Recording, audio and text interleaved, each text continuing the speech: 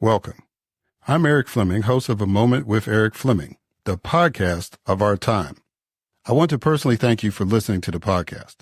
If you like what you're hearing, then I need you to do a few things. First, I need subscribers. I'm on Patreon at patreon.com/A Moment with Eric Fleming. Your subscription allows an independent podcaster like me the freedom to speak truth to power and to expand and improve the show. Second, leave a 5-star review for the podcast on the streaming service you listen to it. That will help the podcast tremendously. Third, go to the website, momenteric.com. There you can subscribe to the podcast, leave reviews and comments, listen to past episodes, and even learn a little bit about your host. Lastly, don't keep this a secret like it's your own personal guilty pleasure. Tell someone else about the podcast. Encourage others to listen to the podcast and share the podcast on your social media platforms because it is time to make this moment a movement. Thanks in advance for supporting the podcast of our time. I hope you enjoy this episode as well.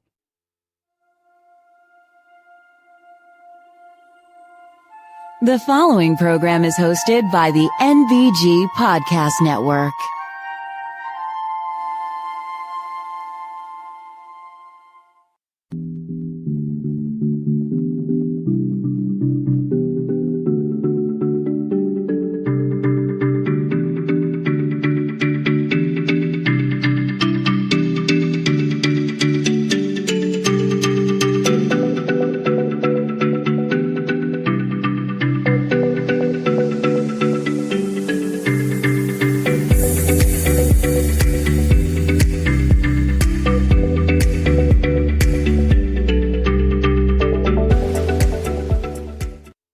Hello, and welcome to another moment with Eric Fleming. I am your host, Eric Fleming. So today is going to be kind of a, I say chill episode. I got another one of my friends coming on, young lady named Marty Davis. And Marty made a prediction. And she had said that Donald Trump was going to win when I interviewed her in April. Of course, Biden was still running at the time and all that, but she predicted it. So, of course, since she was right and had time to reach out to her, just wanted to have her come back on and just kind of talk about why that happened in her perspective and what we think is going to happen during first few days that Donald Trump is going to be back in office. So I hope y'all enjoy that. I guess we can call that another episode of Marty's Crystal Ball and go from there. So yeah, and then there's some stuff I want to talk about. So it's going to be a typical show as far as time, but I just really wanted to get her back on since she made that assessment, that prediction that Trump was going to win, and just kind of flesh that out a little bit. All right. So I hope y'all enjoy this. Like I said, I've got some on my mind. I wanted maybe a couple things, but it's definitely one thing on my mind I want to address. And I don't know how long that'll take, but I do want to get that off my chest. So let's go ahead and get this show started. And as always, we started with a moment of news with Grace G.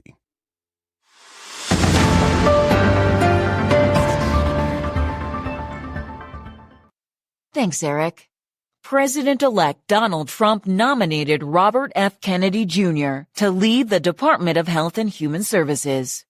Matt Gaetz withdrew his nomination for Attorney General as allegations of sexual misconduct raised concern from Republican senators. The U.S. Justice Department reported that the Fulton County Jail in Atlanta systematically violates inmates' constitutional rights, citing severe neglect and inadequate care. The Biden administration has allowed Ukraine to use U.S.-made weapons for long-range attacks in Russia as Ukraine prepares to target Russian military installations. The Palm Springs City Council approved a $5.9 million reparation settlement for former residents of a black neighborhood destroyed in the 1960s. The family of Malcolm X filed a $100 million federal lawsuit against the FBI, CIA, and NYPD, alleging they allowed his assassination to occur and concealed evidence about the plot. U.S. Envoy Rahm Emanuel and former Maryland Governor Martin O'Malley are considering Viz for chair of the Democratic National Committee. The Texas Supreme Court cleared the way for the execution of Robert Robertson, who was convicted of murdering his toddler based on shaken baby syndrome. A Wyoming judge ruled that 2 anti-abortion laws are unconstitutional, citing a state constitutional right to individual healthcare decisions. A federal judge in Texas permanently blocked a rule intended to expand overtime pay to millions of salaried workers. Florida's Attorney General has filed a lawsuit against FEMA for allegedly discriminating against hurricane victims who supported Trump. The Los Angeles City Council approved an ordinance to safeguard immigrants, which restricts the use of city resources for federal immigration enforcement. And a losing bidder linked to Alex Jones is contesting the Onion's purchase of his InfoWars website, alleging the auction was rigged. I am Grace G., and this has been A Moment of News.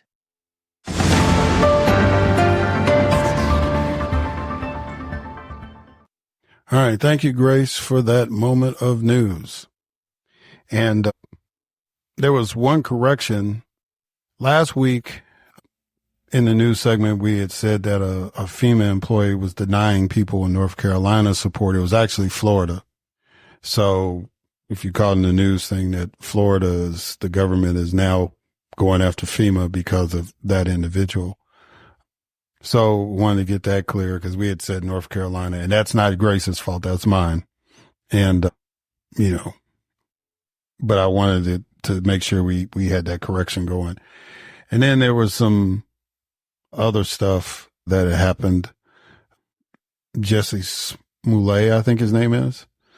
The young man that played on Empire that, I probably messed his name up. But, the young brother who had said that the Trump supporters had jumped him in Chicago and, did some things to him. And initially he had worked out a deal with the state's attorney. And then next thing you know, he got convicted. Well, the Illinois State Supreme Court overturned the conviction. Basically, in so many terms, it's like, yeah, they had already worked out a deal. It's not exactly double jeopardy, but, this had already been worked out. And then you wanted to push for, I guess, for whatever political reasons, you wanted to make an example of him. And yeah, the state Supreme Court wasn't down with that. So that conviction's been overturned. So now he can, I guess, go forward in his life, whatever he wants to do with that. The tie-in, though, is that Rahm Emanuel, as you heard, wants to be the chair of the Democratic Party, and he was the mayor at the time when Smollett was arrested, and he was the one pushing for Smollett, the young man, to be convicted. So, everything ties in. But anyway, enough of that. I just wanted to throw that in because we didn't really have time to cover that. Now it's time for my friend Marty Davis. Marty has been involved in politics and media for a long time. She's retired now, but she does a newsletter, and we call it Marty's Crystal Ball. And she kind of gives her assessment of what's going on in the political world, just now as an outside observer more than somebody that's on the inside. But she's done news radio. She's, she was married to a congressman and all that stuff. And she still keeps tabs on everything. So, we connected, and I enjoy listening to her give her opinions about things. And, some of the conversations we have offline are a lot better than what you hear in the interview because there's no time constraints on that. But I value her opinion and I value her spirit. And I'm honored that her and Will and Coach Killings are people, and the Pearsons, my good lawyer friends, are regular contributors to the show. And because I value their input, and I greatly appreciate not only their input, but their spirit and their energy. So another friend of the program, ladies and gentlemen, is my distinct honor and privilege to have as a guest on this podcast, Marty Davis.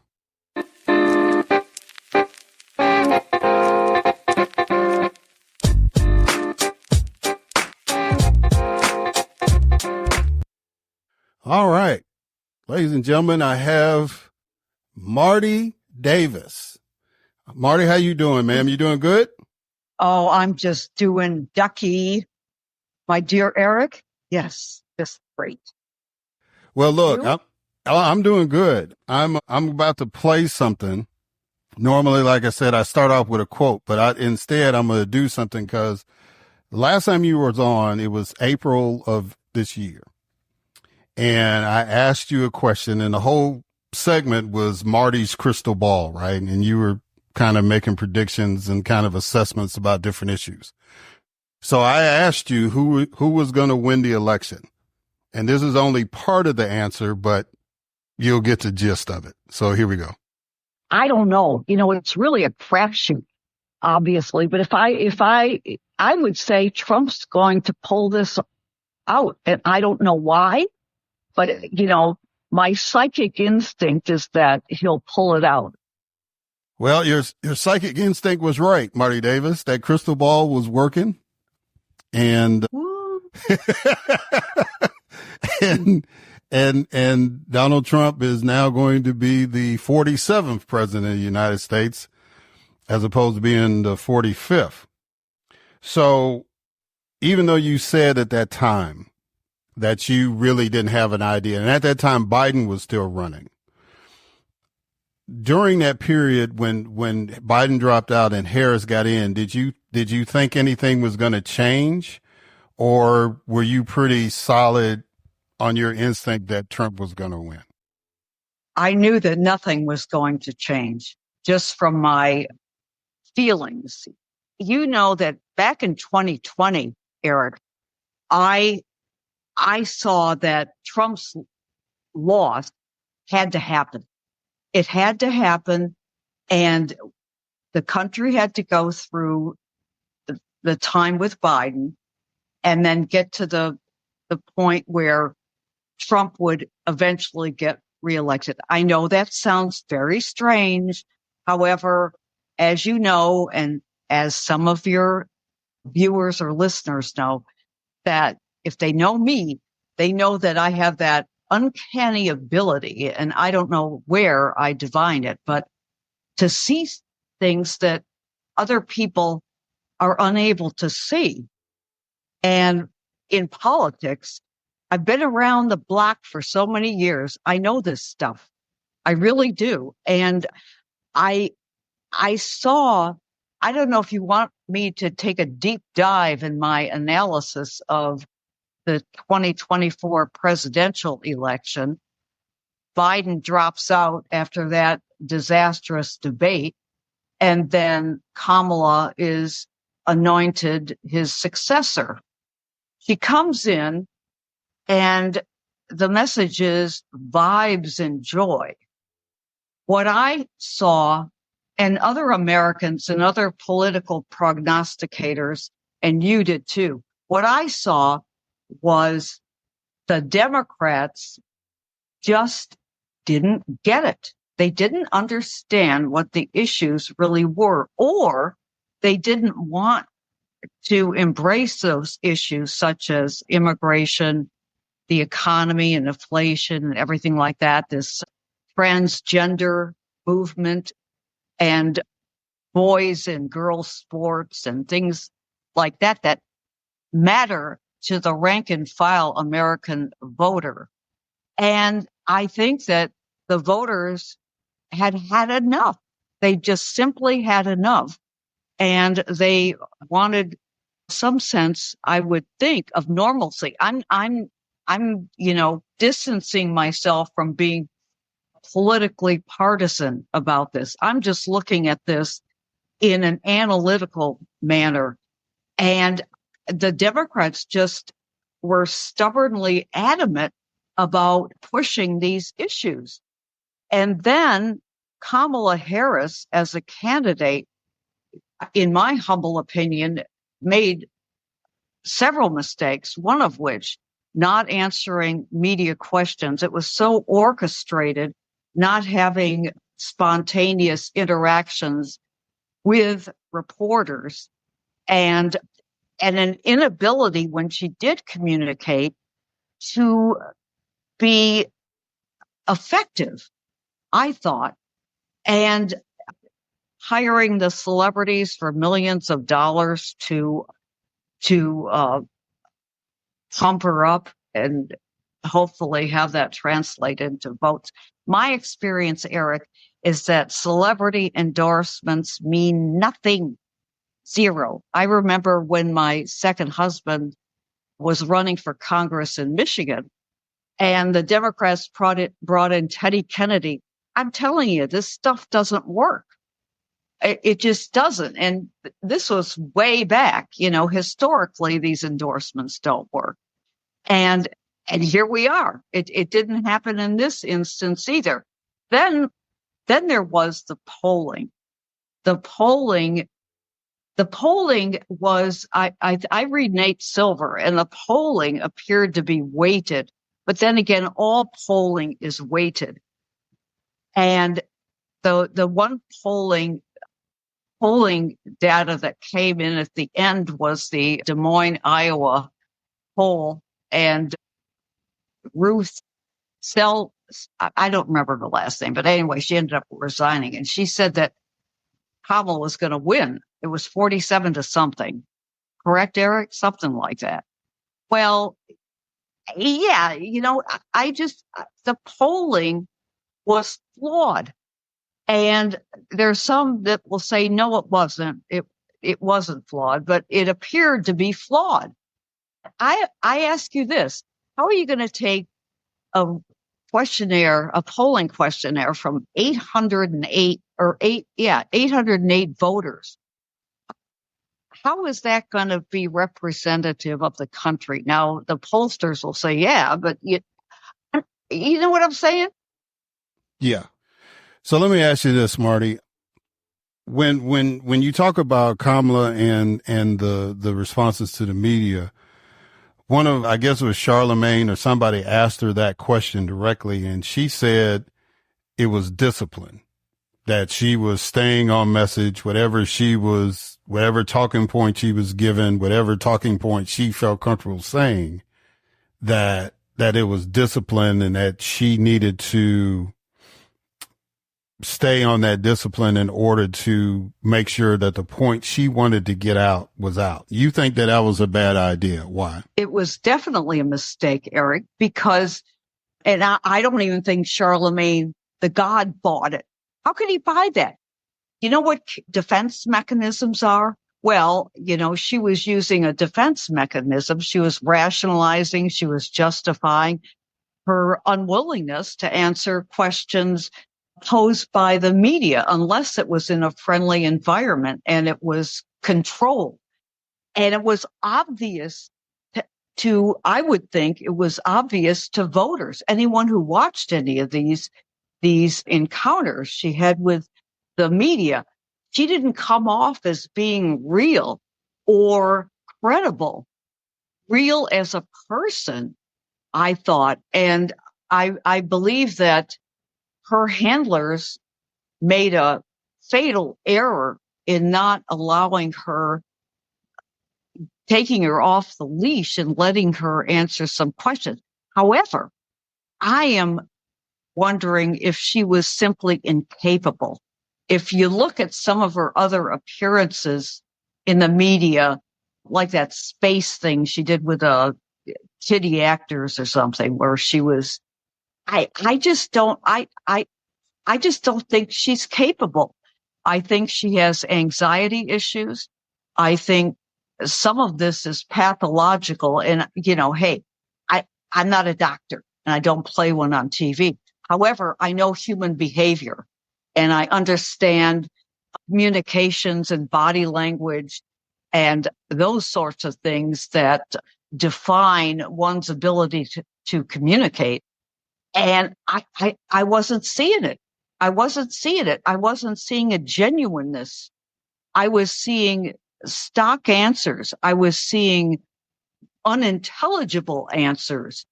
And she had the friendly media on her side, obviously, and she did do some friendly media interviews, and she was being talked up by most of the mainstream media, or all of it, for all I know. And, you know, it looked good for her as far as what she was getting from the media. However, her own appearances were just not convincing, Eric, to me. Well, I'll push back a little bit on that, because I think one, because I've been in it, not to that extent, right? I mean, I've run a statewide campaign before, and I've had to, but I'm a different type of person, and I kind of get where you're going with that. I can be spontaneous. I can handle certain things and all that.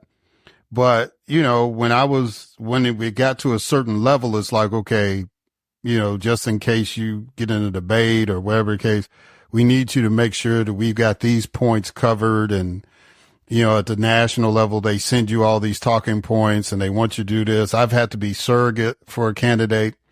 Mm-hmm. And so I get the talking points. And I was even explaining to one of my coworkers, you know, is like, well, she doesn't really answer questions. And I said, have you ever heard of this term called artful dodging? Right? I said, that's a skill set that a lot of politicians have to have. If you don't want to lie about something, or you don't want to really give the whole truth, but you want to give a semblance of answering the question, or if you really don't know and you're not comfortable with saying, I don't know, then that's a skill set you develop to say, okay, well, this is the answer I'm going to give you. Now, some reporters are like, they're going to stay on you until they get the answer that they know that you're not BSing them, right? That you're not pulling their leg. And then, you know, but in this news cycle, in the times we're in, if you got a soundbite, run it and let's keep it moving, right? So I think that's where, if you're saying the media was friendly, I think the media is impatient. And I think that as long as they got a answer that they can run at 5, at 6, you know, on their A block shows, if it's cable news, then they're going to run with that and keep it moving, right? I think for somebody that was said, okay, you're running for president and you've got 107 days to win, I think she did a phenomenal job.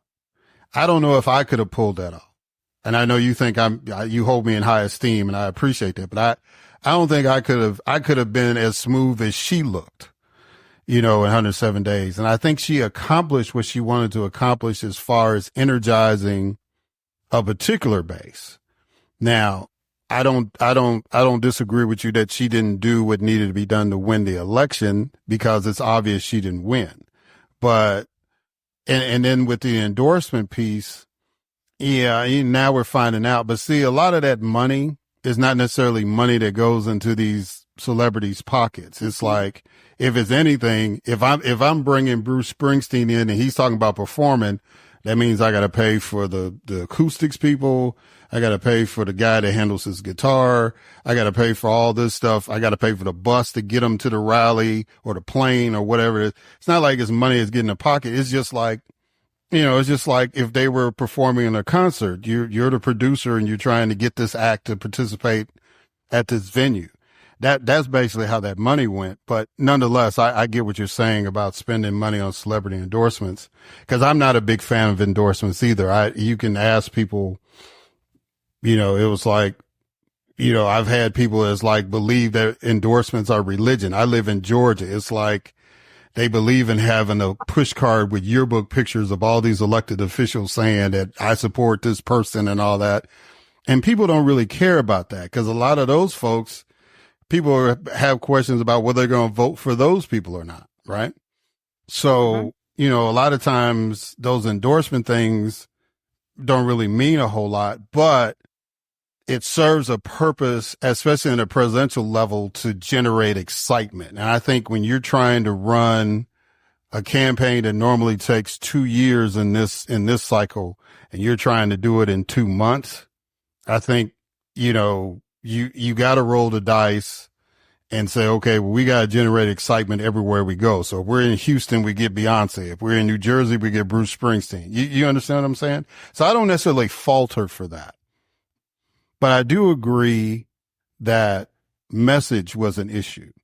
And even though she was laying out, this is what I want to do, this is what I want to do with this, and this is what I want to do with that, it was just kind of like what you were sensing. I think, a lot of people, and then another dynamic with this election to me was that people voted early. 80% of the American electorate voted before election day, which has never happened before. So people had their minds made up and they were just really waiting for their opportunity to go do it. And so whatever she said within the last 30 days of the campaign was in and out. It didn't matter. Whatever Trump did in the last 30 days was in and out because people had made up their minds at that particular point. And that's when the early voting started, like 30 days out. So I don't know if there was anything that she could have done to change that outcome. Okay. Let me ask you this. So I've been an advocate for people who have served their time, right, in jail or whatever, to be able to get a fresh start, whether it's to be allowed to vote, get a job, all this kind of stuff. And a good number of Americans don't really like that, right? It's a stigma that's on people. And it's a stigma that people have put on themselves because they committed the crime. But if they are trying to do something better in life, I think they should get another chance. That's my political position. But I never conceived of anybody being president out of that, right? Why do you think the American people made a decision that despite all of this stuff that Trump was dealing with from the legal side, that they said, well, we're going to give him a second chance. But if they had a business and somebody came in and said, well, I worked I had to do time and all that stuff, they might not even get an interview if they check that box on that application. You see where I'm going with that? Why do you feel that American people were forgiving of Donald Trump when it's not natural for them to be forgiving of anybody else in a similar situation? Well, I will say this, Eric, I agree with you that somebody who does time and gets out deserves a second chance. Why not? That's pretty much a no-brainer to me. I think the deal with Trump was that people saw that the government or whatever was piling on him regarding all these lawfare, it's a new term, lawfare cases. And it was just one after the other. And it seemed clear to people that he was being railroaded. And that's what I perceived, that he was being railroaded. And so, ergo, they were able to look past that. Somebody took a shot at him and he used that to max benefit. And then somebody had a gun and was apprehended, attempting to do the same thing. He goes to McDonald's and serves up fries. He's like just, going around and doing all and getting a lot of buzz. However, I do, let's get back to what you were saying. Trump is a flawed guy. He's a narcissist. He's a sociopath who is emotional. Sociopaths are emotional. And he's a ready, fire, aim type guy. He is incredibly flawed. And the sexual these sexual cases, this harassment or rape or whatever, although I must say I've been in Bergdorf Goodman's fitting rooms, and I don't understand how anyone could get raped in a Bergdorf Goodman fitting room. I don't get it. Now, if somebody pulled that on me, if Trump, hey, he'd have his head between his legs, I told you when Jack Kemp tried to do that to me in his office. Did I? No. Yes, ma'am, you did. Yeah, because you talked to me about the Bergdorf thing too, and that was the interesting. That you're the only person I've ever heard describe that dressing room at that shopping at that store. There's no way. There's no freaking way. I kicked the guy in the balls. I mean, he would not. I mean, to me, it's the victim acceding to the perpetrator because of that person's power. That happens, that happens. And E. Jean doesn't seem to me, from what I got, to be somebody who she wouldn't fight like I would, because I don't give a rat's ass who Trump is or anybody else, They can go screw themselves. I'm not me, but I'm out of there.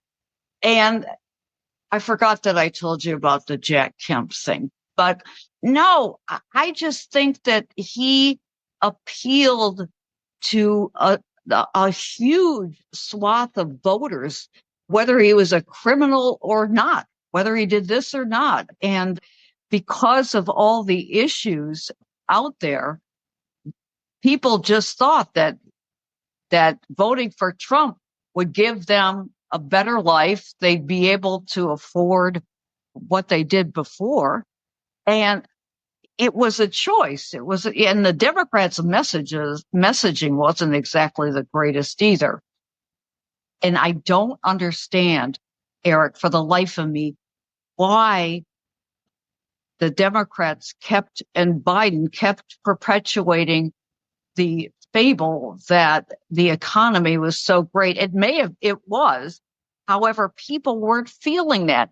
It's the old Rolling Stone headline, perception versus reality. That was one of their famous Rolling Stones, or did I say Rolling Stone magazine, famous ad campaigns, perception versus reality. And people perceived what was going on in their lives with all these issues. So yeah, they were able to turn away from the Democrats and Kamala and Biden.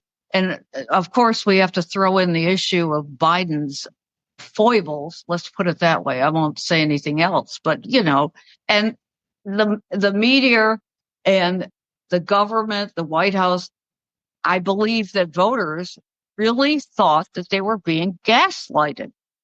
And they didn't like that either. So in the aggregate, I believe that all of those things contributed to Trump's reelection. Kamala made a mistake in picking Tim Walz as her vice president. She should have picked Josh Shapiro. However, she was obviously afraid of offending Arabs. And I'm from Dearborn, Michigan. So, hey, I have a lot of friends there and I understand what the deal is. However, from a political reality, she would have been a hell of a lot better off picking Shapiro. She may have won had she picked Shapiro. I don't know what you think, but she may have won.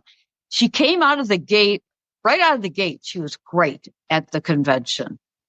And she did get the energy. There was a lot of energy and excitement about her candidacy. Understandably, the first woman potential president of the United States. I just think that she did run an excellent campaign. She did. And that's due to her staffing, Jen O'Malley and some of the other people. However, I just don't think that she was able, for a variety of reasons, to rise to the occasion and get across the finish line. Her communications, what I've already said about that. She to me, was constitutionally incapable of communicating. That's just me. She did great in the debate against Trump. She did a great job. However, when it came to those unscripted encounters with the press or anyone else, she was incapable of doing it, in my opinion. Meanwhile, you got Trump off there, doing his little dance and talking to everybody and, connecting with everybody. And it was the antithesis of Kamala Harris. And I think that Democrats now are really rethinking their messaging. There's a good piece in the New Republic, which I read, about Trump 2.0, except in this scenario, it's all the horror things that will happen to America under Trump.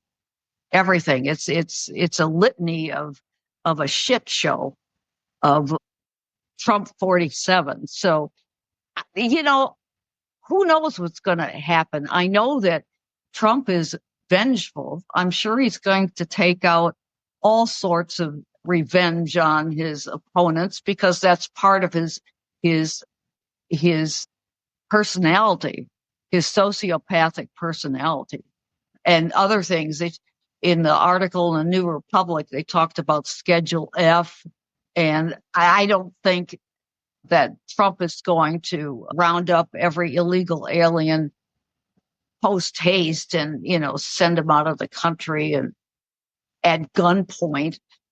Although I can understand why Democrats are concerned about Trump 2.0. It's a good article. Nina Burley writes it in the New Republic, and I read the New Republic.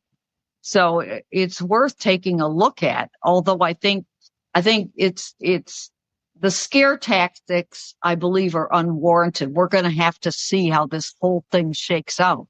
His presidency, I'm sure he'll make some decent reforms.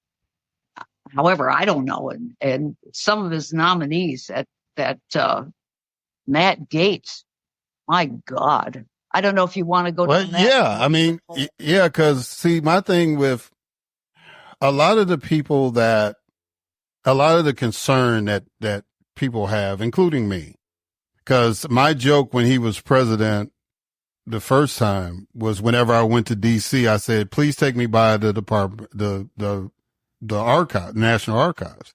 And they say, why? I just want to make sure the Constitution is still on display, because he doesn't give a damn about the Constitution one way or the other. And I'm more concerned about it this time because, one, he's been in office before, so he has a better grasp this time of what he can and can't get away with. And he's going to have people that are not going to tell him no as quick. Now, the Matt Gaetz thing is a sign that there may still be a pulse, right, in D.C. Because, out of all the names that came out, Matt Gaetz was like, yeah, he's not acceptable, because you had Republican senators saying, yeah, I'm not voting for this guy.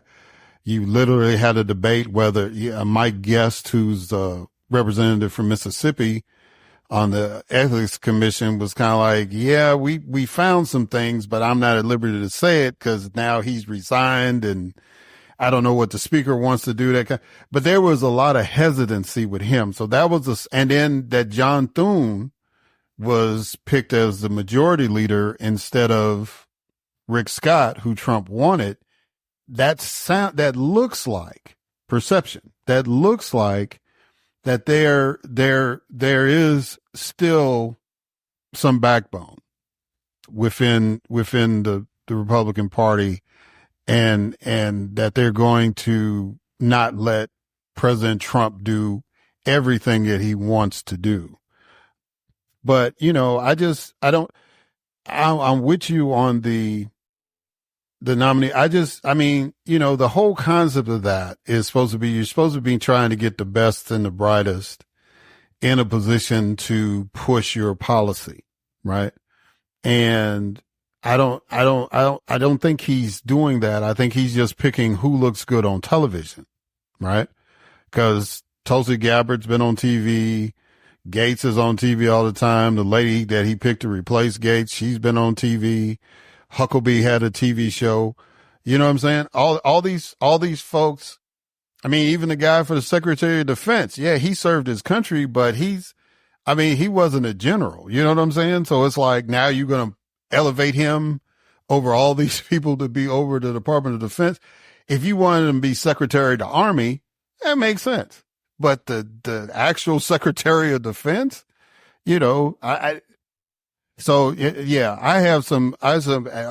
haven't even got to any policy discussion yet. It's just like, I just believe that if you're serious about the job and you really are committed to doing something, because 76 million people voted for you to do your job, right? It's like you said, people have hopes and they have dreams and they have concerns that they want you to address. You know, so it's like he didn't rise to the occasion last time. And based on what I'm looking at with his appointments, I don't think he's going to rise to the occasion again. But so, I mean, what you've been up there, you've lived that life. You've been on that side of the Potomac River. What do you think that the natural instinct of people that are elected, people that are in Congress, are going to outweigh his desire to get revenge, his desire to just do what he wants to do? No. And regarding Thune, I'll tell you about Thune. I think Thune was a compromise candidate between Scott and Cornyn. And Cornyn was entirely not suitable for this. Okay. I don't think so. Trump is the kind of guy, he's a freaking steamroller, and he's going to get his own way. And if you don't play ball with him, you know, you're freaking dead. And this is how he operates. And as far as Gates, here's my theory on Gates. I think Trump deliberately appointed him to get him out of the House. He resigns from the House, deliberately appoints him knowing he's going to go down. There's no way that the Senate's going to confirm this clown. So the guy gets out, and now he has nowhere to go. And he thinks that he's going to get Rubio's Senate seat when Trump is going to appoint his daughter-in-law, Lara Trump, to that Senate seat. And then here's Gates twisting in the wind. There's talk today that, he'll try to reclaim his seat he resigned in the House. Well, he's unable to do it until next year to try to get his seat back. Or he's thinking he'll run for governor of Florida. Well, you know, it'd be a cold day in hell when Gates would be elected the governor of Florida. So I think this was a rather strategic way to get Gates the hell out of politics. I know that sounds weird, but that's where my strange head is going as far as Gates. Now, I may be reading too much into this and doing all this analyzation, but who the hell wants Gates anywhere? Yeah, Republican politics. I agree. I think, you know, he's been, you know, a very entitled person, you know, to get to where he is.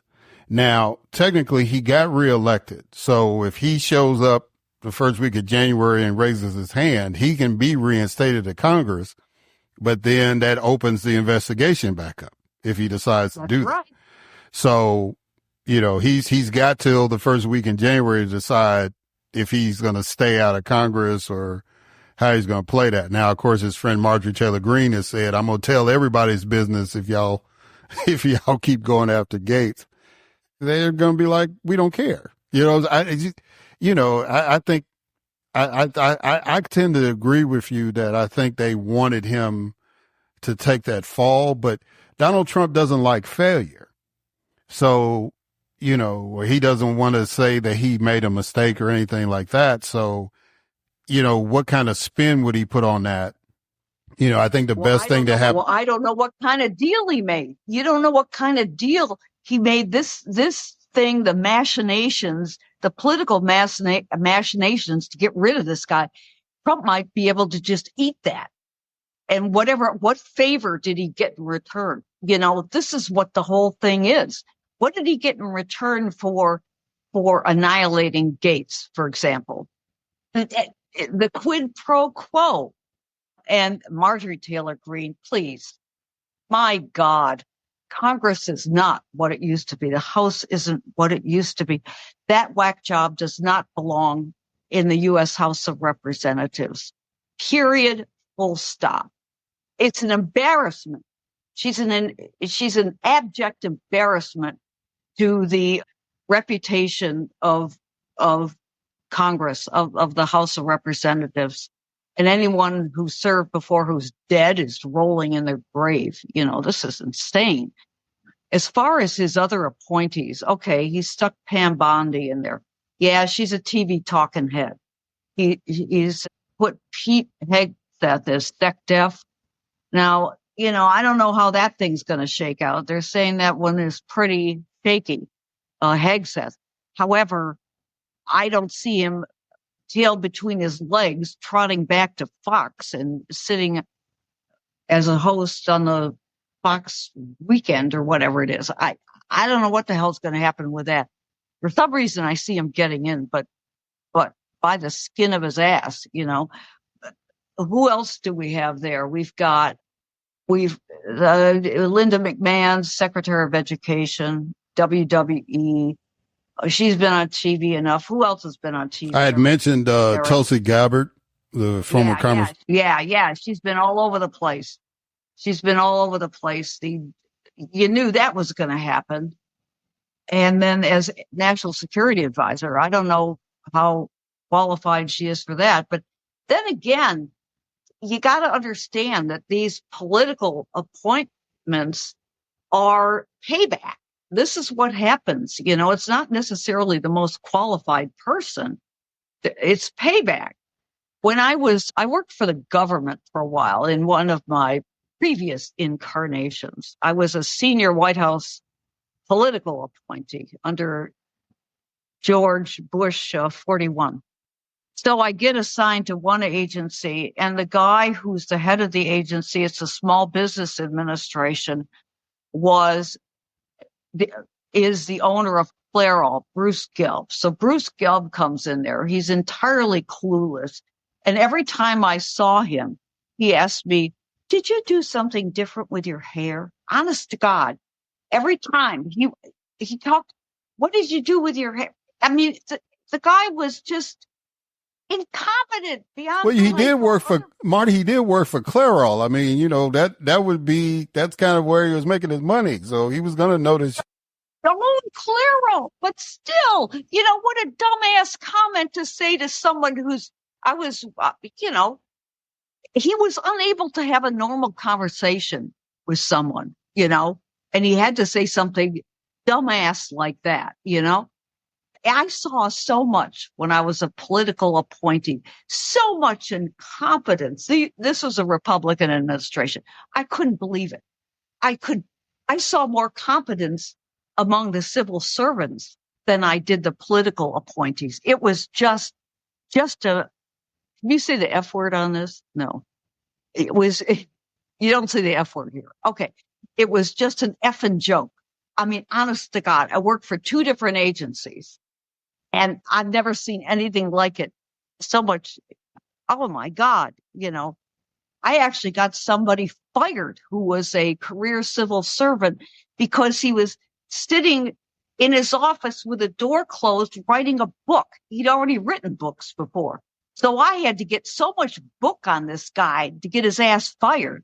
But I actually got a career civil servant fired, and it's impossible. It's almost impossible to dislodge them once they're in. They're like cockroaches. The roaches check in and they never check out.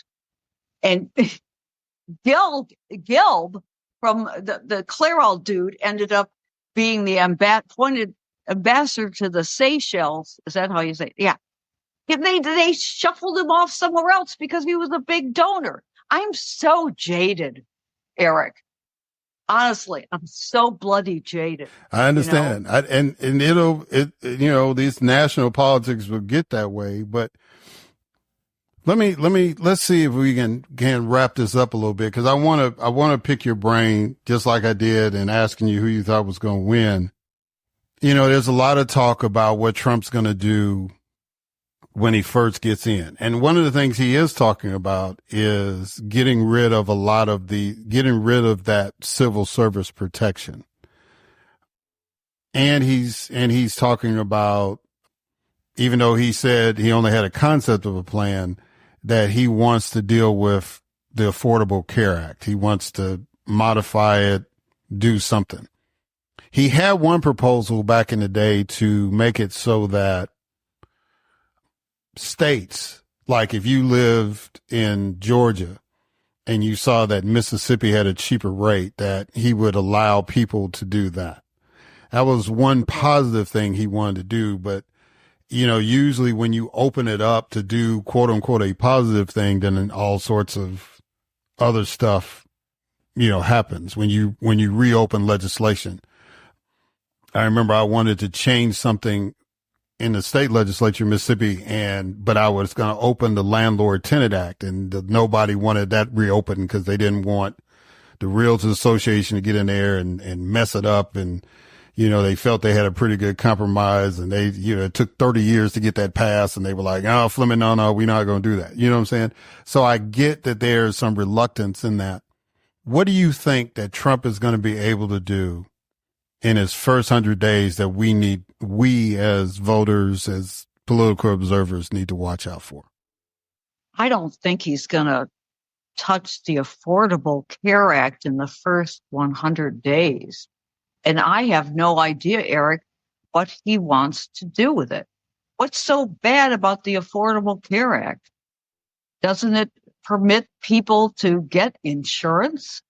What's he going to do to it to make it any different or any better? That's the point. I honestly don't think he's going to touch that.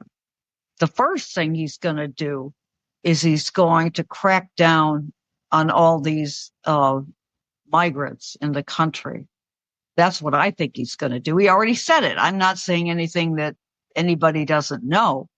As far as taking away civil service protection, I think that he's hell bent on reforming civil service, and he's hell bent on firing thousands of federal employees. You know that. That's what he wants to do. He and Elon and that Doge, new Doge. I wrote a headline that said, "Who let the Doge out?" But I mean, really.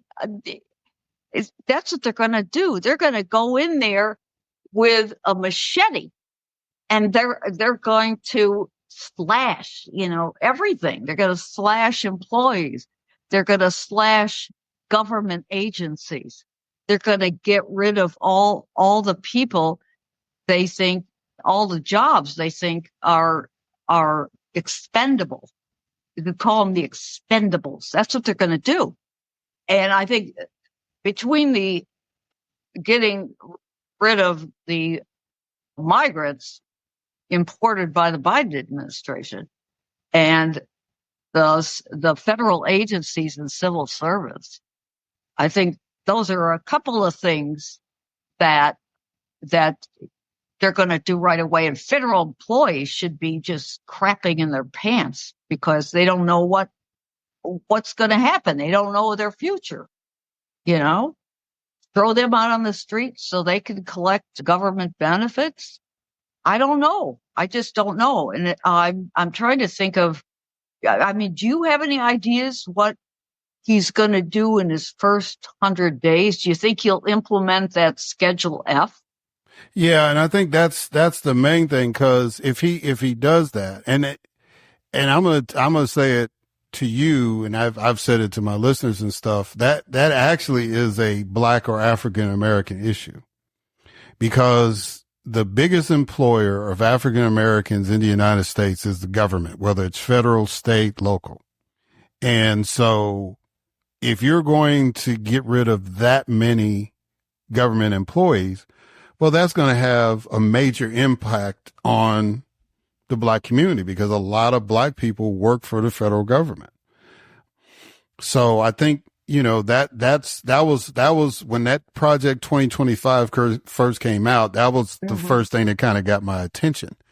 I think I'm with you. I think he's going to deal with that first.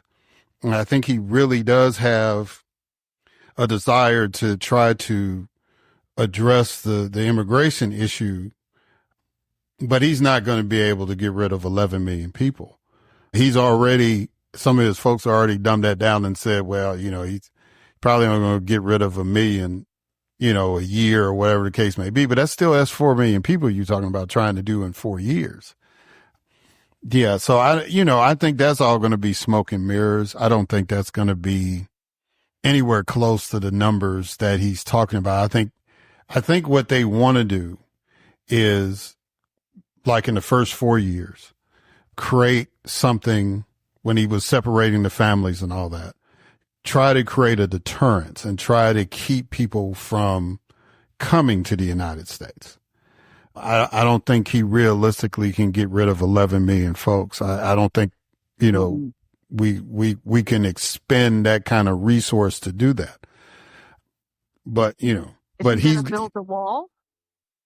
Well, again, I think it's all going to be smoke and mirrors. I think he's going to do like he did last time. He's going to push through.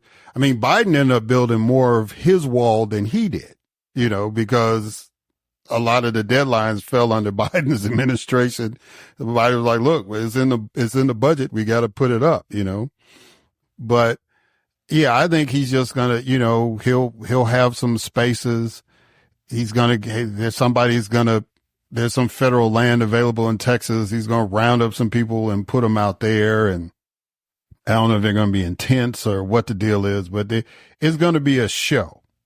All I think is just going to be a show to try to discourage people from immigrating into the United States and try to get the numbers down and all that. But as far as actually working on the problem and having a comprehensive solution to the problem, I don't see that happening.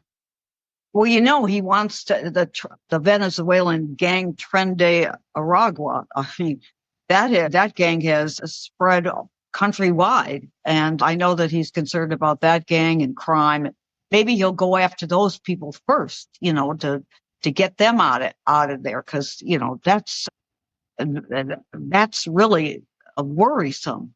And as far as civil servants, let me tell you, the best employees I ever worked with or supervised are the black employees.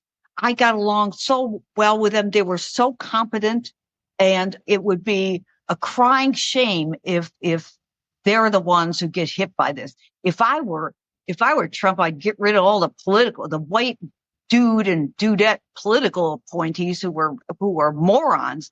And then some of these other white guys who are in there who don't know shit from Shinola. I saw it, I'm not making this up. And keep the solid employees. I had the best. I was so impressed with my employees in this one department and agency wide. And I would think, based on merit, that the black federal employees should be sitting pretty, although you just don't know. Why jettison the excellent employees in favor of these doofuses who don't know? Because it's going to be a loyalty test. I mean, that's the whole premise. It's like, and that's the concern. It's like, if you have fidelity to President Trump and his administration, that's a plus for you. If you are an independent person that's like, I'm going to do what the procedures are, I'm going to do with what's the guidelines of the agency, he doesn't necessarily want that. At least that's the perception he's given. So the more competent you are, the more likely you'll probably get released, because he wants people who are loyal to him. And that's the concern. The thing is, that's why they have political appointees. They just flood these agencies with all these loyalists, these political appointees. Each agency has a liaison office with the White House. I mean, it's just unbelievable. There's somebody stuck there, some political hack in this office of liaison between the White House and all these, I saw a young girl in my department who was put there because her father donated money and all this. I mean, it's reprehensible in my opinion. It really is. I just don't like it at all. Let's get jobs based on merit and don't put people in positions in which they are way over their skis. And I saw it at the Voice of America. I saw it in other places too, and that if Elon's and Vivek's Doge goes after people like that, then yay, get them out of there. I don't know. But if past is prologue, then Trump will continue the tradition of appointing the usual suspects who crawl right up his rear, and who've given money and whatever their time and all that. And I just absolutely loathe that practice. But, what do I know? Who am I? I'm nobody.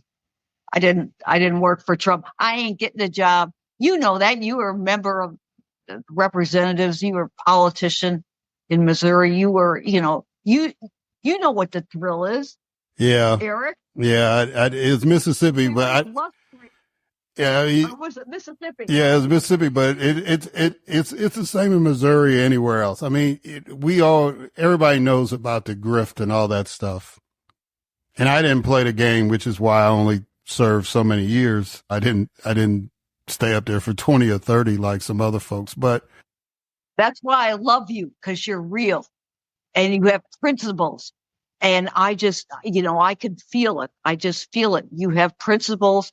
And I admire and respect you so much, Eric, for everything you've done.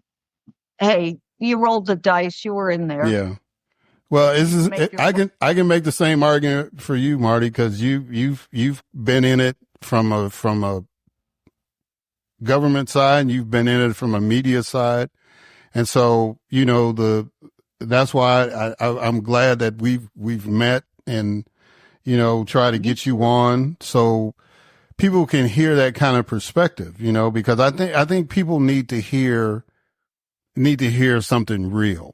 And so I'm just glad. So look, I'm going to have to let you go because we could talk for hours. Hey, you're in Georgia. Are you in, my daughter's in Georgia. Maybe I can connect with you when I go there. She's in Woodstock. Oh, that's not that far from where I am. I'm up around in Sandy Springs, Marietta, that area over there. Well, my son-in-law works at Yamaha Motors U.S. headquarters in Marietta. Hey, that's what we're going to do. All right. Well, we'll talk about all that off the air. We'll make those arrangements. Here now? Yeah, we're still recording. So, but look, no, we're good. We're good. So look, Marty, let's go ahead and end that so we can finish that conversation. Thank you for coming on the podcast. I greatly appreciate you. And all right, guys, and we're going to catch y'all on the other side.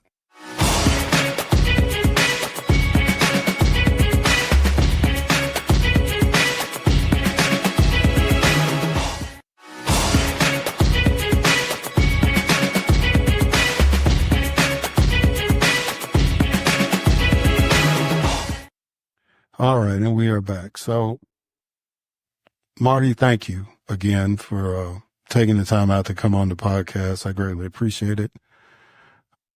And I look forward to hanging out with you when you're in Georgia. That's for all of my friends of the program. Whenever we can get together, that'd be great. One day I'll be able to entertain and do that kind of stuff. But right now, I just value the time that we share on the podcast. And I hope that y'all got something out of that as far as, how people are feeling and all that kind of stuff. But real quick, I do want to address a couple of things real quick. And one, I want to understand people. I make it a point to try to get the gist of where people come from. If I understand the history, then I can understand the action. That's the way I've always been. When I go to another city, whether to live or visit, I would like to be there to understand the history of that place so I can understand why things are the way they are. And I definitely want to understand that with people. If I know a little bit about you, then I can kind of understand why you do the things you do. Could be anything from why you support a particular sports team, or why you wanted to go in a particular profession, or in the case of politics, why you push for certain issues, why you vote for certain things. The difference with politics is that, actions that any of us take when we're elected has a greater impact on more than just us, or more than just our immediate family or surroundings. It has a greater impact. And Robert F. Kennedy Sr. talked about the ripples in the pond, right?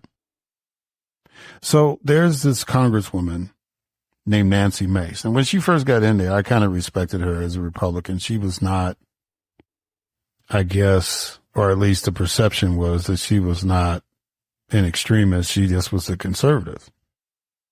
And, as the time gets in there, and like a lot of people, when they get in a position of power and exposure, people kind of gravitate to that and they want to stay in it for as long as they can.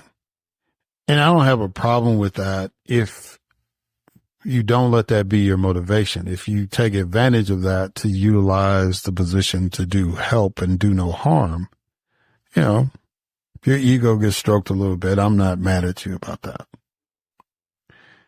But I really think this last little thing that she did is all about ego. Now, I want to give her the benefit of the doubt. And if you're not aware of what I'm talking about, she wanted to, I guess it was a rule change she wanted to do or something, as she submitted to Speaker of the House Mike Johnson to prohibit a new member of Congress from using the same bathroom that she would use. So Nancy Mace is a white cisgendered female from North Carolina, just got reelected thanks to favorable gerrymandered redistricting, by the way. And a young lady, transgender lady from Delaware, is now going to be the first transgender member of Congress. Her name is Sarah McBride. So Sarah, this is not like Sarah just popped out of nowhere. She was a state legislator in Delaware. And so she's filling, I believe, the slot that Lisa Rochester had in Congress. And now Lisa is going to be the junior senator from Delaware. And so Sarah got elected to Congress. And so, it's like the freshman members come in like within a week of the election. They all show up to go through orientation, take their pictures and all that stuff. Well, it was during her orientation week that Nancy Mace decided that she wanted to take this stand and basically target Representative-elect McBride and basically send a shot across the bow saying, I don't want to see you in the same bathroom I have to go to. Right. And I think that's kind of a messed up way to endear yourself or to introduce yourself to a new member of Congress. As a black person, it just kind of reminds me of what maybe Shirley Chisholm had to go through, or John Conyers, or, or an Oscar the Priest or something like that. People Hiram Revels or Blanche K. Bruce, when they first showed up in the building, could they go to the cloakroom like everybody else? Could they go to the bathroom with other white members? You know what I'm saying? During that era of segregation and all that kind of stuff. So as a black person that understands history and understands human sensitivity, I just think that's a messed up way to kind of do it. And if you talk to Representative-elect McBride, she basically she's not naive. She anticipated that there would be some kind of backlash, and she already had made arrangements or kind of put together a rule that she was just going to go, or try to go to bathrooms that didn't have multi-stalls. So she wouldn't make people who haven't quite matured yet or wouldn't be accepting to make it easy. And she made that decision on her own. She wasn't going to try to flout it or anything like that, because her job, as she said, is to represent her constituents. She's not trying to make that point. She's already made it because she won the election, and she's been in government for a number of years. So when it's time to deal with those issues, she'll deal with them, but she's not trying to make herself a martyr out of the issue. Role model, maybe, but martyr, no. But now Nancy Mace, if you don't know her backstory, she was a victim of sexual assault. And so there are a number of people, I know black people, white people, Latino people, Asian people, that have that opinion based on a previous traumatic event of sexual assault. And just the notion of somebody transgender being in the same bathroom, they go there with that. Whether you call it abnormal, whether you call it unhealthy, or whatever the case may be, if we take people at the benefit of their word and give them the benefit of the doubt and try to be sensitive, that's an issue. But I would have rather Nancy Mace had pulled Sarah McBride to the side, introduced herself, and basically just kind of talked to her, and all this kind of stuff, instead of grandstanding and trying to make an issue and getting on every news media outlet or whatever, and endear herself to the True Social, OAN, Fox News crowd, right? It stir up something. I think it's funny when she says that she's a feminist, but, and that she's not cool with all this because of her history of sexual assault, but yet you supported Donald Trump. You friends with Matt Gaetz. It's like everybody that's been nominated that's got some kind of sexual assault history, there's a picture of you hugging that man. I guess because y'all all are Republicans, so that's okay, right? See, it's kind of like when you're all about opportunity, that's where hypocrisy kicks in. If you're true to the game, because initially she wasn't down with Donald Trump, but she wanted to maintain, so she bowed down. But I wouldn't be trying to get a picture of him. I mean, he literally campaigned against her, and he just kind of surrendered to her because she beat his candidate, just like Brian Kemp beat Purdue in Georgia. You have to respect that guy. You have to respect that woman, because I tried to take him out and they won. So she kind of had that going for her. So she doesn't really need to endear herself with him. As long as she can stay in Congress and do what needs to be done in a positive way. Yeah, there's nothing really Donald Trump or anybody can do to her. Now if they ever get those districts right in North Carolina, she may have a strong Democratic opponent. But other than that, not really. So I just think it was disingenuous the way that she went about doing it. I don't want to dismiss her history, and I don't want to dismiss that as a initial motivation or real concern. But I think in a divided nation, I think we've got to make that extra effort to understand, because there's nothing she can do to Sarah McBride. Sarah McBride was duly elected, just like she was. Sarah McBride can't vote for or against her, and Nancy Mace can't vote or against Sarah. So they were both sent to the same place to work for the American people. So instinct for me would be to try to at least reach out and understand. But that's not an instinct, it seems like, in this day and age of politics. And if we're going to move this country forward, if you want to prove those of us who believe that the country that my ancestors fought to move forward and make better, or worked to move forward and make better, then we got to get that instinct back. We got to get back to the point of talking to each other about understanding. I'm a little sensitive to that because of my work with the ACLU. We were given the task of empowering the transgender community politically. And that was a great experience for me.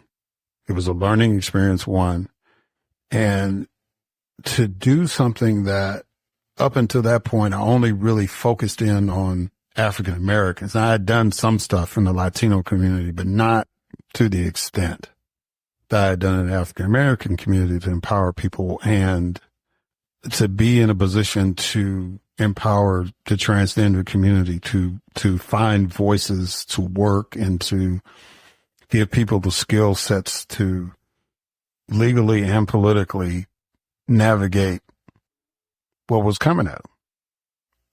I just think we've got to get to a point where we have to accept people for who they are. We ain't got to be friends with everybody. We ain't got to agree on everything. But at some point in time, we have to realize that we have to coexist and get along. And the sooner, the better. Because I'm about to be 60. I'm really not trying to be in a war. Civil, uncivil, whatever. I'm not trying to be in any of that. I don't want it to get to that point. But we keep pushing the envelope and keep wanting to get a rise out of folks for our own political gain. That's usually how that story ends up. You don't have to look at just the history of the United States. I mean, just look all over the globe. If rational people took the lead, a lot of these conflicts that are going on all over the world and the division that's happening here in the United States would be over. Well, not over, but for the most part. You know, we got to get to a point of coexistence.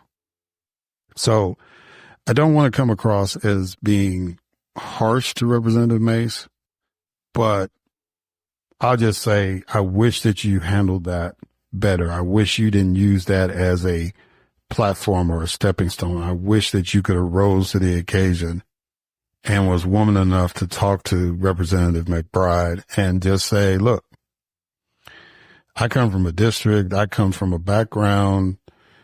I got some concerns. Can we talk? And once she heard how Representative McBride was going to handle that, that had been it. You know, now outside of that, they probably won't agree on anything else. But if they learn to respect each other and learn how to navigate each other's spaces, that's 3/4 of the battle. And I really wish that people got that. Just let people coexist. If that's not your lifestyle, if that's not your life experience, that's not your socialization, that's fine. I don't care if you're a Christian. I don't care if you're a Muslim. I don't care if you're Jewish. I don't care if you're a Buddhist. I don't care if you're an atheist. When I took an oath to uphold the Constitution of the United States and the Constitution of the state I was in, which was Mississippi, my job was to make sure that your rights were protected and that your ability to grow and expand was there. Period. If you were part of a group that was trying to stop other people from, then I was going to challenge that, either through legislation or activism, but I was going to challenge it. And I had some friends to back me up. But if you were about uplifting people, then I was probably your biggest ally, right?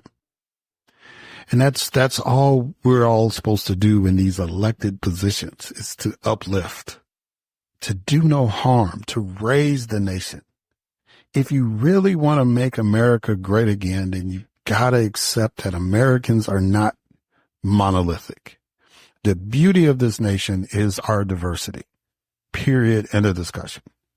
Religious diversity, ethnic diversity, biological diversity, the whole gamut. We are the most diverse nation on the planet. There's a reason for that. If you want to invoke God as a Christian, there's a reason for that. We are supposed to be the example for the world. But we keep failing these exams.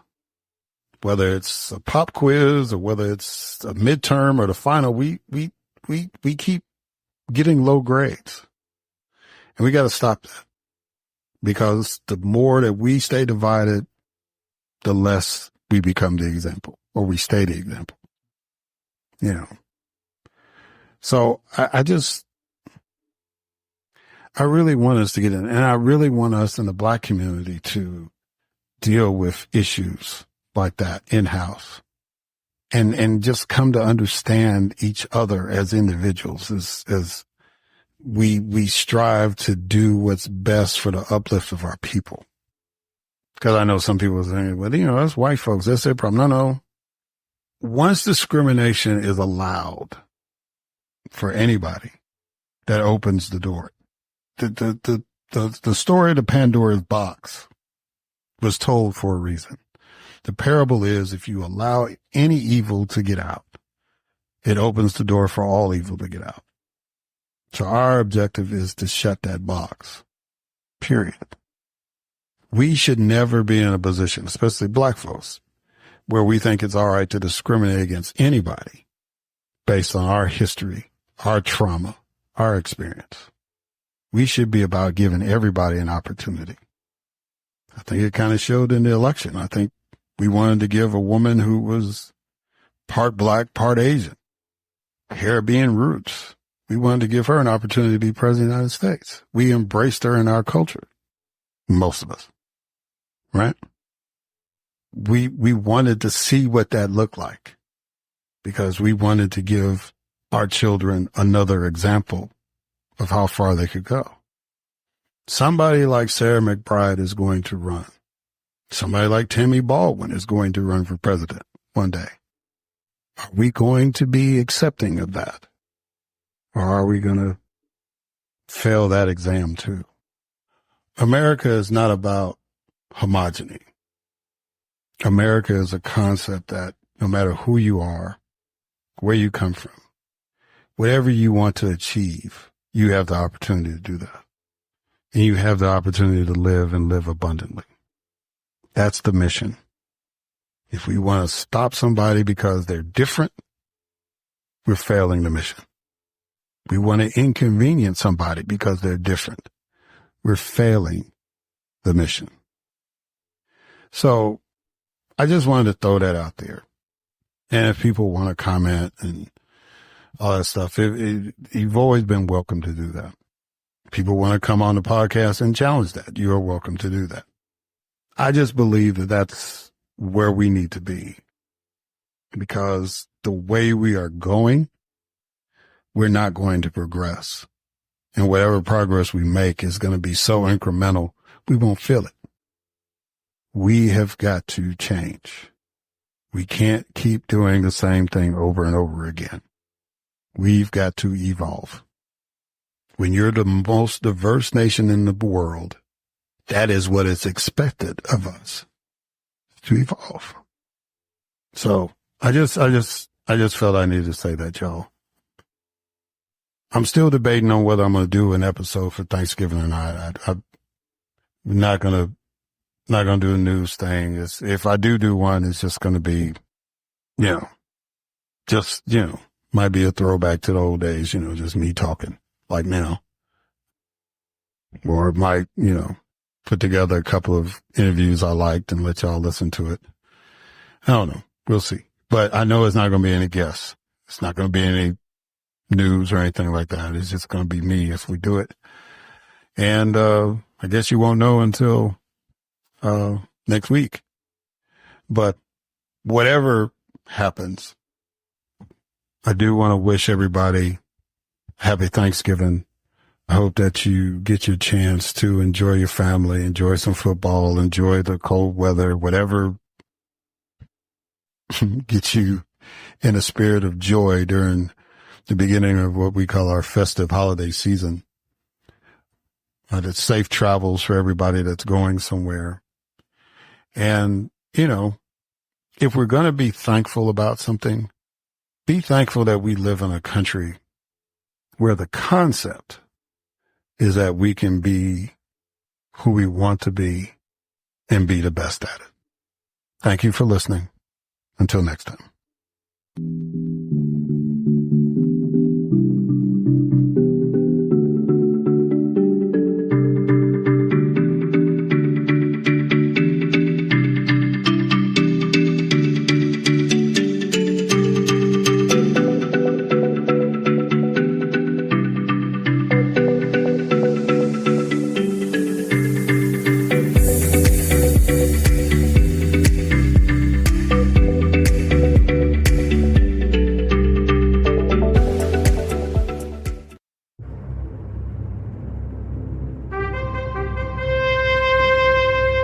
NBG Podcast Network.